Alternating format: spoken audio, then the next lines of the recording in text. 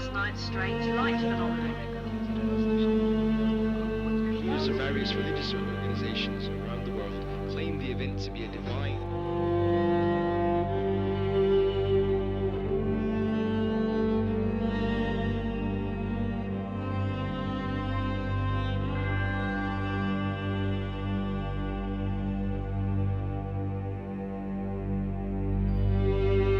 Achos mae plentyn wedi cael ei geni i ni, mab wedi cael ei roi i ni. Dyma ddigwyddodd pan gafodd Iesu Meseia ei geni. Anfonodd Duw angel at ferch ifanc roedd heb erioed wedi cael rhyw, ac wedi'i haddo'n wraig I ddyn o'r enw Joseph.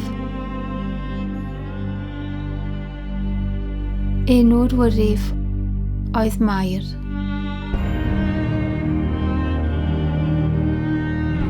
Doedd e ddim eisiau gwneud esiampl ohoni a'i chyhuddo hi'n gyhoeddus. Felly roedd yn ystyried yn dawel fach I ganslo'r briodas.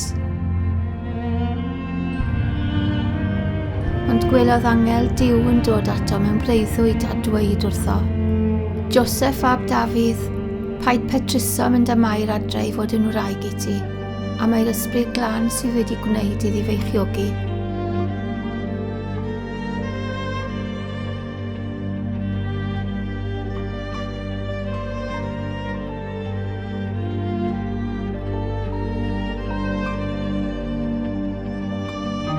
Yn ardal Bethlem roedd bugeiliaid allan drwy'r nos yn yr awyr agored yn gofalu am ei defaid.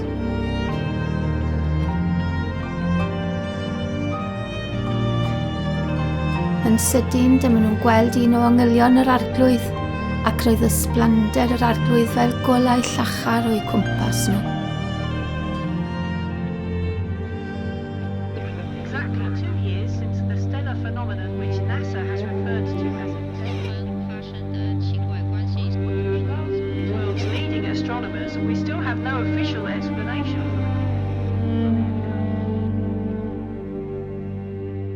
Gwelodd wir doeth o wledydd y dwyrain seren yn codi, a daethant I dalu teyrnged iddo.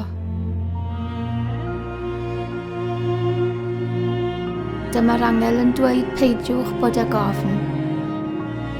Mae gen I newyddion da I chi, newyddion fydd yn gwneud pobl ym mhobman yn llawen iawn. Mae eich achubwr wedi cael ei geni heddiw, Ie Meseia, yr arglwydd.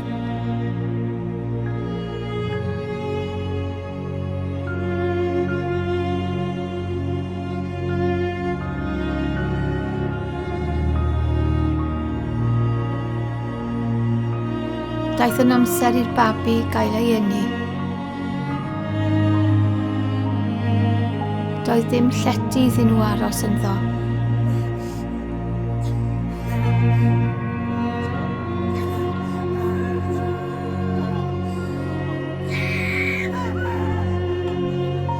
Roedd y golau go iawn sy'n rhoi golau I bawb a'r fi'n dod i'r byd.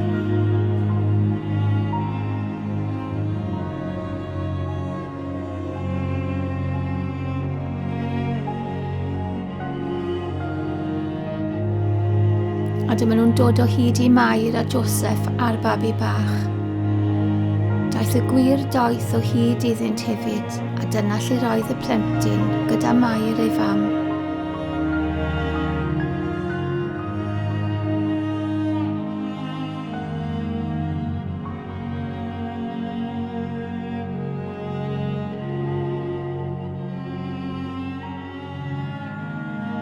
Dyma nhw'n disgyn yr ugliniau o'i flaen a'i addoli.